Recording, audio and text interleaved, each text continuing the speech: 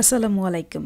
স্বাগত জানাচ্ছি ফুড ফ্যাক্টরির নতুন আরেকটি ভিডিও দেখার জন্য। আশা করছি সবাই ভালো আছেন। অনেক তো হলো বেগুনি খাওয়া, আজকের রেসিপিটি ট্রাই করলে আর বেগুনি খাওয়ার ইচ্ছা হবে না। বাচ্চা থেকে বুড়ো সবাই একদম মুখিয়ে থাকবে এই ইফতার আইটেমটি খাওয়ার জন্য। ভিডিওটি দেখা হলে এই রেসিপিটির একটি নাম আপনারা দিয়ে যাবেন। একটি মিক্সিং বলে ময়ান তৈরি করার জন্য 1 কাপ বেসন নিয়ে নিয়েছি। সেই সাথে অ্যাড করে দিচ্ছি হাফ চা চামচ হলুদ গুঁড়ো, স্বাদ মতো লাল মরিচের গুঁড়ো, স্বাদ মতো লবণ এবং পানি। এখানে আমি 1 কাপ পরিমাণ কুসুম গরম পানি নিয়েছি। পানি একেবারে অ্যাড না করে কয়েকবারে অ্যাড করলে এটার বেটারটা খুব ভালো হয়। আর যাদের পানির পরিমাণ বুঝতে অসুবিধা হয় তাদের জন্য মোস্ট সাজেস্টেড এই বিষয়টি। এই 1 কাপ পানি মোট 2 বারে বেসনের মধ্যে অ্যাড করে বেটারটা তৈরি করে নিয়েছি। এই বেটারটি পারফেক্টলি হয়েছে কিনা সেটা বুঝতে হলে চামচ দিয়ে তুলে এভাবে উপর থেকে ছেড়ে দেবেন। এটা যদি ধীরে ধীরে পড়ে বুঝতে হবে আপনার বেটার তৈরি হয়ে গেছে। অথবা আঙ্গুল ডুবিয়ে এভাবে চেক করে দেখতে পারেন। যদি আঙ্গুলের মাথায় বেটার এভাবে লেগে থাকে তাহলে বুঝবেন এটা পারফেক্টলি ডান। বেটার তৈরি হয়ে গেলে এবার এটিকে 10 মিনিটের জন্য রেস্টে রাখবো। 10 মিনিট পরে আবার চামচ দিয়ে কিছুক্ষণ নেড়ে এটাকে রেডি করে নেব ফ্রাই করার জন্য। এখন দেখাবো সেই কাঙ্ক্ষিত উপকরণটি যেটি আসলে বেগুনের জায়গাটা দখল করে নিয়েছে।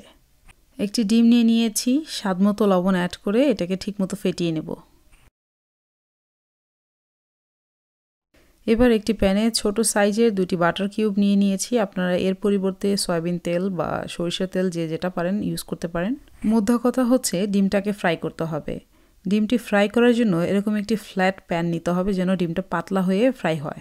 ডিমের এক পাশ ফ্রাই হয়ে গেলে এবার অপর পাশ উল্টিয়ে দিয়ে ফ্রাই হতে রাখি।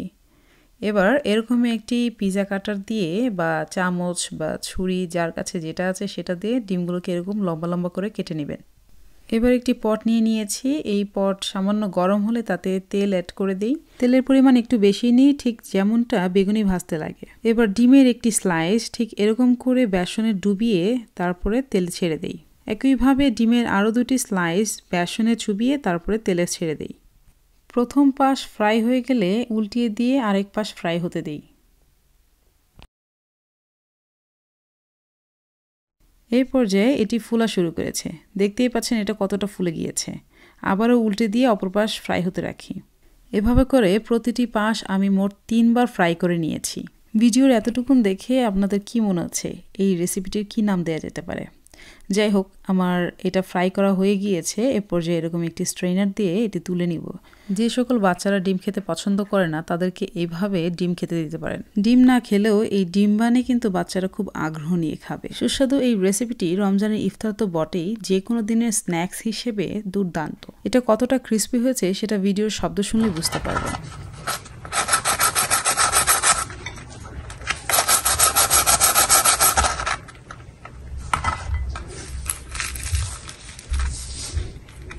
রেসিপিটি যদি আপনাদের পছন্দ হয়ে থাকে তাহলে আমার এই পরিশ্রম সার্থক।